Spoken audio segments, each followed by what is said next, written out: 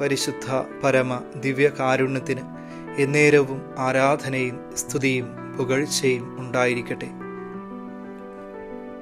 വിശുദ്ധ മത്തായി എഴുതിയ സുവിശേഷം 6-ാം അധ്യായം 27-ാം തിരുവചനത്തിൽ ഈശോ ഇങ്ങനെ ഒരു ചോദ്യം നമ്മളോട് ചോദിക്കുകയാണ്. ഉത്കണ്ഠ മൂലം ആയുസ്സിൻ്റെ ദൈർഘ്യം 1 മുഴമെങ്കിലും കൂട്ടുവാൻ നിങ്ങളിൽ ആർക്കെങ്കിലും സാധിക്കുമോ? പലപ്പോഴും നമ്മുടെ വിശ്വാസത്തെ ക്ഷയിപ്പിക്കുന്ന, ജീവിതത്തെ അസ്വസ്ഥതയിലേക്ക് തള്ളിവിടുന്ന ഒന്നാണ് ഉത്കണ്ഠ എന്ന് പറയുന്നത്. ഈ ഉത്കണ്ഠകൾ വർദ്ധിക്കുമ്പോൾ പതിയെ പതിയെ നമ്മളും രോഗാവസ്ഥയിലേക്ക് മാറിക്കൊണ്ടിരിക്കും.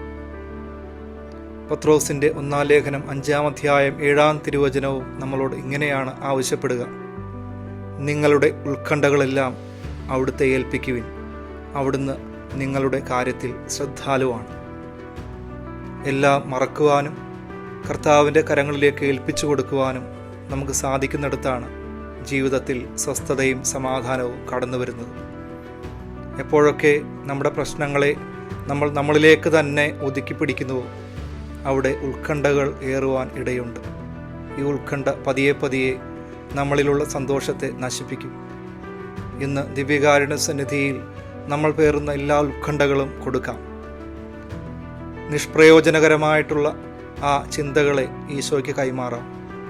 ഇതാ, കർത്താവ് നമ്മുടെ എല്ലാ കാര്യങ്ങളിലും ശ്രദ്ധാലുവാണെന്ന് ഓർക്കുക.